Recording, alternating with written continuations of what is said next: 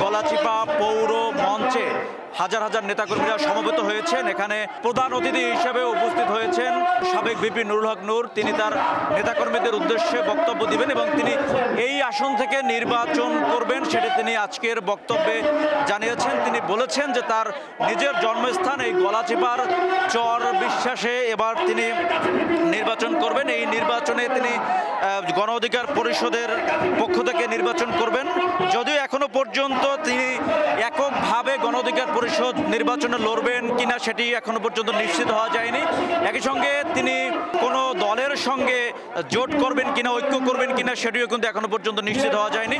তবে তার নেতাকর্মীরা বলছেন যে ডাকসুর সাবেক ভিপি নুরুল হক নূর তার জন্মস্থান এই গলাচিপা 10 মিনা আসন থেকে লড়বেন এবং সে লক্ষ্যে তিনি নির্বাচনী প্রচারণা ইতিমধ্যে শুরু করে দিয়েছেন। যে দলের সঙ্গে নির্বাচনে জোট হোক না কেন তিনি এই আসন থেকে লড়বেন। যদিও কিছুদিন পূর্বে শোনা গেছিল তিনি অন্য কোনো আসন থেকে নির্বাচনে লড়বেন। তিনি তার নির্বাচনী এলাকা হিসেবে বেছে নিয়েছেন তার জন্মস্থানকে গলাচিপাকে 10 মিনাকে।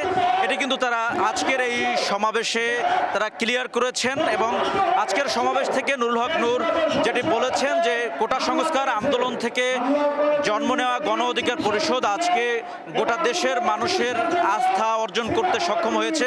সেই সঙ্গে বাংলাদেশের চলমান যে রাজনৈতিক দলগুলো রয়েছে সেই দলের মধ্যে একটি অবস্থান করে নিয়েছে এবং আগামী যে সংসদ নির্বাচন সেই সংসদ নির্বাচন গণ অধিকার পরিষদের পক্ষ থেকে 300 আসনে লড়বেন সেটিও তারা ঘোষণা দিয়েছেন।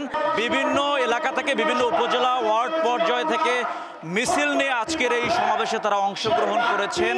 তারা বিভিন্ন ধরনের ব্যানার, ফেস্টুন, প্লেকার্ড হাতে এখানে ছুটে এসেছেন। তারা আগামী জাতীয় সংসদ নির্বাচনকে সুন্দর, স্বচ্ছ এবং অবাধ সুষ্ঠু পরিবেশে অনুষ্ঠিত হবে সেই প্রত্যাশা করেছেন এবং গণ অধিকার পরিষদের নেতা কর্মীরা তাদের যে নেতা নুরুল হক নূরকে এই আসনে এমপি হিসেবে দেখতে চান সেই বিষয়টি কিন্তু তারা মিছিলের স্লোগানে এবং বক্তব্যের মাধ্যমে দাবি জানিয়েছেন এবং স্পষ্ট করেছেন যে এই আসনে গণ অধিকার পরিষদ তাদের যে প্রার্থী হিসেবে তাদের সভাপতি ডাকসুর ভিপি নুরুল হক নূর সে এখানে প্রতিদ্বন্দ্বিতা করবেন সেটি কিন্তু আজকের এই মতবিনিময় সভা থেকে স্পষ্ট ঘোষণা দিয়েছেন ভিপি নুরুল হক নূর। তো এতটুকু ছিল আমার কাছে গলাচিপা পৌর মঞ্চ থেকে। শিকদার জাবির হোসেন, সময় সংবাদ, পটুয়াখালী।